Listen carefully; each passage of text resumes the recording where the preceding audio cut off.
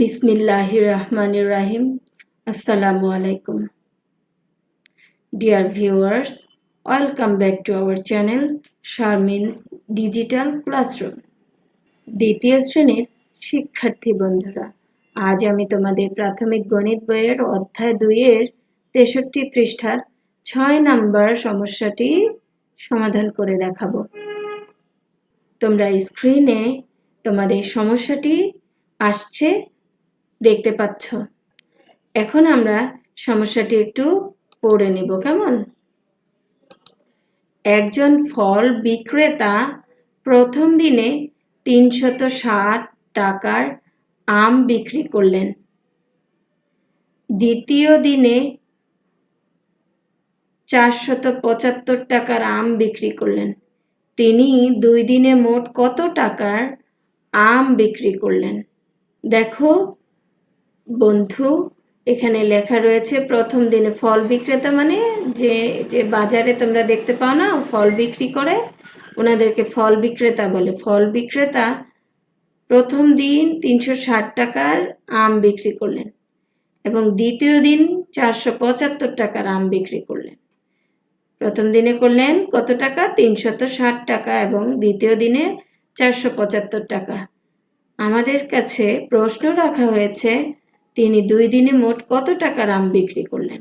শিক্ষার্থী বন্ধুরা, এই সমস্যাটি সমাধানে যাওয়ার আগে মনে করো যে একজন দোকানদার প্রথম দিনে চকলেট বিক্রি করলো তোমার 10টি এবং দ্বিতীয় দিন চকলেট বিক্রি করলো 5টি। কতটি?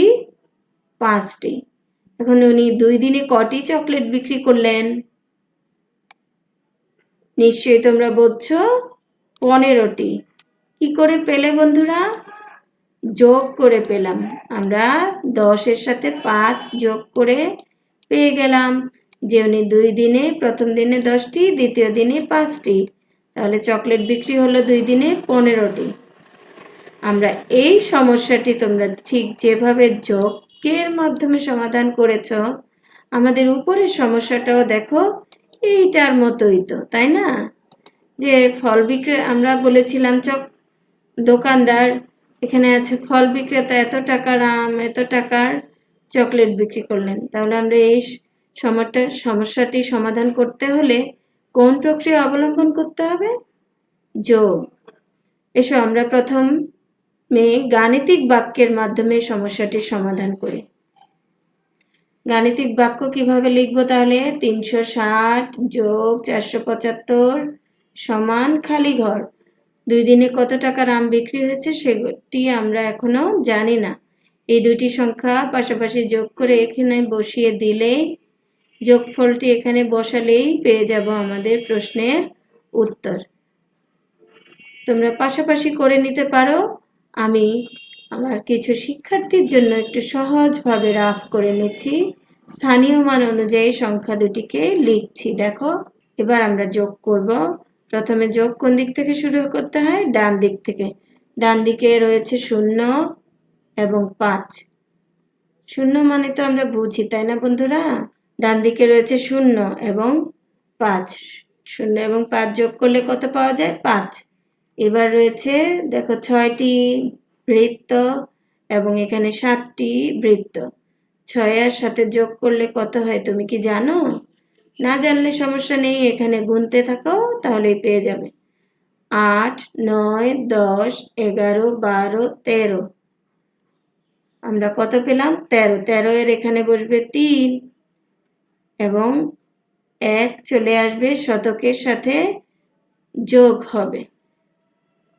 শতকের সাথে যোগ হলে কত হয় দেখো, 1টি, 3টি এবং 4টি হয় 8টি। 8। তাহলে আমরা পেয়ে গেলাম 835। উত্তর, তিনি 2 দিনে মোট আম বিক্রি করলেন 835 টাকার। আমরা আরেকটি পদ্ধতিতে এই সমস্যাটি সমাধান করব। তোমার কাছে যদি এটি ভালো লাগে তাহলে ভিডিওটি আর দেখার দরকার নেই। আর যদি তুমি এই পদ্ধতি তোমার কাছে একটু নূতন মনে হয় তাহলে তুমি পরের পদ্ধতিটি দেখতে পারো। আমাদের কি মনে আছে? প্রথম দিন আম বিক্রি করেছেন কত টাকার? 360। এবং দ্বিতীয় দিন আম বিক্রি করেন 475 টাকার। এখন আমরা যোগ করব। যোগ করলে পেয়ে যাব তিনি 2 দিনে মোট বিক্রি করলেন কত টাকা। এখানে রয়েছে 0 এবং 5, 0, সেজন্য এখানে দেখো আর কোনো শেপ নেই, শুধু 5টি শেপ, তাহলে যোগ করলে পেয়ে যাব 5। এবার 6 এবং 7, এই 6 এবং 7 যোগ করলে 6টি এবং 7টি মিলে হয় 7, 8, 9, 10, 11। এখানে আছে 7টি, তাহলে আমি কত থেকে গুনবো? 7 আছে 8 থেকে, 8, 9, 10, 11, 12, 13, 13। এই যে দেখো 13, এটা আমরা মনে মনে রাখতে হবে। 13 এর কত বসবে? 3 বসবে এবং এই 1 চলে আসবে শতকের সাথে, তাহলে হয়ে গেল কত? সে তোমরা যোগ করতে পেরেছ? 1টি, 3টি এবং 4টি মিলে কত হয় চলো গুনে দেখি।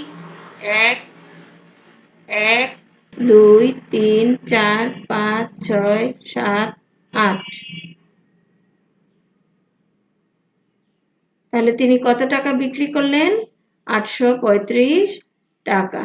উত্তর, তিনি 2 দিনে মোট আম বিক্রি করলেন 835 টাকা। তোমরা ঠিক এইভাবে এই সমস্যাটির সমাধান করবে। আজ এ পর্যন্তই। ভালো থেকো সবাই। ভিডিওটি ধৈর্য ধরে এতক্ষণ দেখার জন্য তোমাদের সবাইকে ধন্যবাদ। যদি ভালো লাগে তাহলে লাইক, কমেন্ট, শেয়ার করতে ভুলবে না এবং আমার চ্যানেলটি অবশ্যই সাবস্ক্রাইব করে বেল বাটনটি বাজিয়ে দেবে। আল্লাহ হাফেজ।